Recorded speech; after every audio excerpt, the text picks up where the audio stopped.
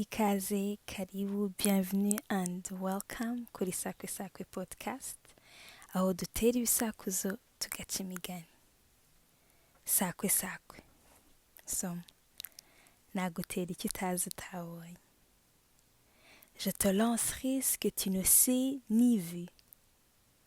Ngicyo. Ubuto bwa so na nyoko. L'enfance de ton père et ta mère. Cette émission est une dédication à mes parents, surtout parce que c'est mon demi-anniversaire, et à tous les parents de notre galaxie. Et nous donnons honneur aujourd'hui à l'amour maternel. Je me suis toujours dit que pour la première femme, ça devait être difficile à vivre sans avoir sa mère pour la guider et pour la conseiller. Donc aujourd'hui, je rends honneur à toutes ces femmes qui ont eu à se débrouiller toutes seules et à toutes ces pères qui ont dû être père et mère en même temps. Et pour ceux qui n'ont pas connu l'amour d'une mère, je souhaite de tout cœur que cette émission soit une baume à vos blessures de l'âme et console le vide que devait remplir l'amour maternel.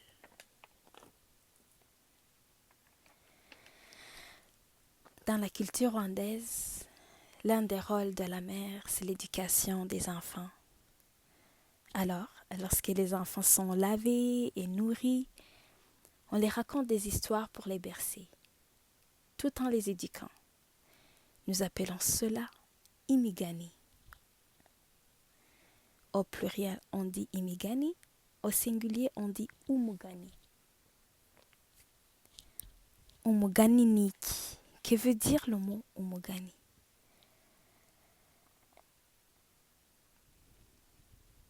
Ce mot est dérivé du verbe kugana.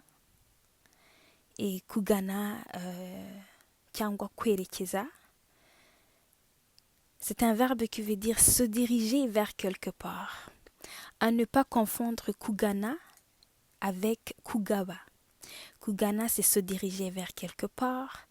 Kugaba, c'est léguer. Est-ce que vous voyez une similitude entre léguer quelque chose et se diriger vers quelque chose? Parfois, je me permets d'imaginer que c'est ce que toutes ces histoires servent à nous aider à se diriger quelque part. Alors, aujourd'hui, il y a une histoire que j'aimerais vous raconter. Normalement, quand on commence une histoire, c'est de la même manière qu'on le fait dans la culture occidentale, dans la langue française, on commence par « Il était une fois ». Dans la langue rwandaise, on dit « Kera habayeho ». Mais aujourd'hui, nous apportons à l'art du conte un peu d'innovation, un peu de changement, et ça va être dans le présent plutôt que le passé pour mieux connecter avec l'histoire.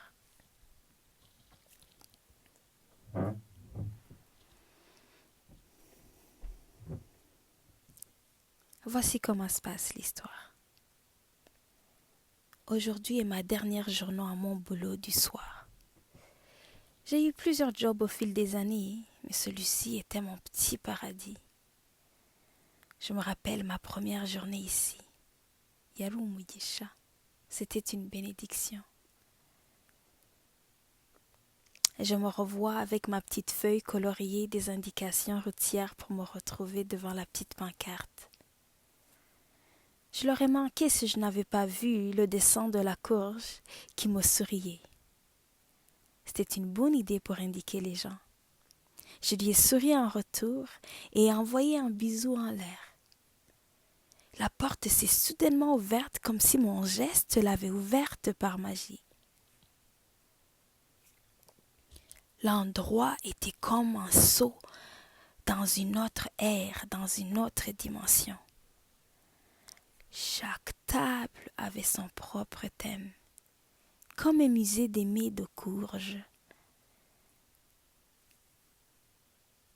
Toutes les images, sans exception, avaient des courges dedans. Et on pouvait voir sur le mur en grosses lettres, avec la plus belle des écritures que j'ai jamais vues. La courge nous nourrit tous et toutes de la même façon. Et en petites lettres, on lisait: nourrissons-nous d'amour et un peu de courge, ou même beaucoup. Ici, on ne juge pas. Nous servons avant de vous servir. C'est notre pourboire. Votre sourire fait le reste. Mangez à votre faim. J'ai tout de suite su que j'allais m'épanouir dans cet endroit. J'adore Ibisusa, les feuilles de courge.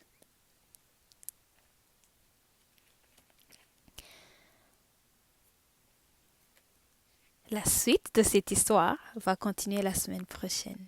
Ikiungeru guitare. Aujourd'hui, nous avons appris la signification du mot Umugani.